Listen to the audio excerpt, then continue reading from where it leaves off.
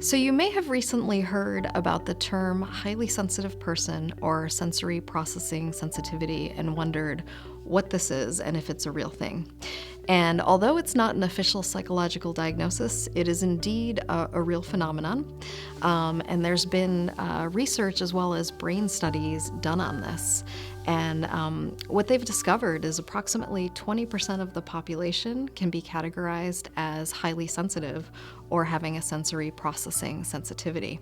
Interestingly enough, about 100 species of animals also exhibit this characteristic, animals from birds to rats to monkeys. So it seems to be something that cuts across all of nature to some degree or another.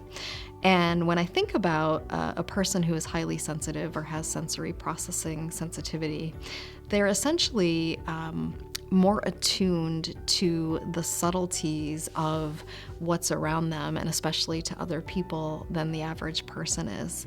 And this attunement kind of puts everything at a higher volume than it is for the average person. So they feel things more intensely, they tend to get overstimulated more easily, and frequently they might have been labeled as overly sensitive or thin-skinned when they were younger. But this condition, while it may be hard to understand, is actually quite a strength for a number of people because it allows them to pick up on subtleties of human interaction or in the environment that are just missed by 80% of the population.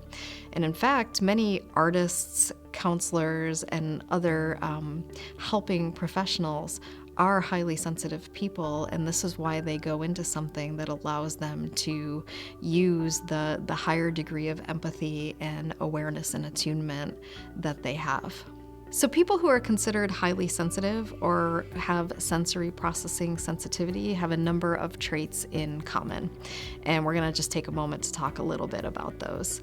I think the most important and recognized is this higher degree of awareness and attunement to other people, especially other people's moods and subtleties of expression and behavior that are frequently missed by people who don't have this trait.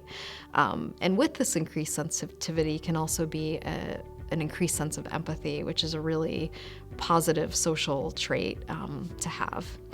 Some of the tougher things to deal with if you're a person who has this condition or this trait are that lights, sounds, and smells can become very overwhelming and intense because your neurological system is kind of primed to feel things in a different way or at a different degree than most people do. And so just having an awareness that this can occur can be really helpful and important when you think about how you structure your life. Often people who struggle with this need alone time or downtime in order to sort of decompress and re-energize, especially if they've been in a particularly busy or chaotic or loud environment. Having the time to kind of step away and have some solitude can be super important. And you'll frequently find people with these traits out in nature. They tend to like to get back to places that are quiet and peaceful in order to recharge. There can be an aversion to large crowds, which really makes sense if you think about being able to pick up on the subtleties of interaction with people. The more people you have, the more information is going to be coming in, and that can easily become overwhelming.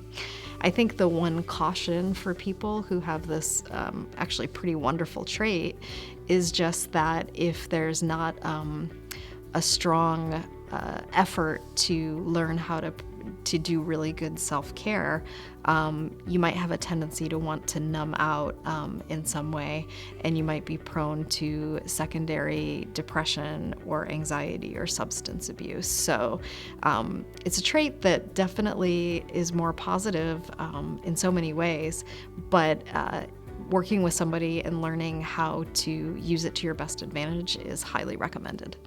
If this video was helpful or interesting to you, please feel free to subscribe to our YouTube channel, where we will be providing a number of videos on a variety of mental health topics. And if you'd like to learn more about online counseling, please click the link to betterhelp.com below.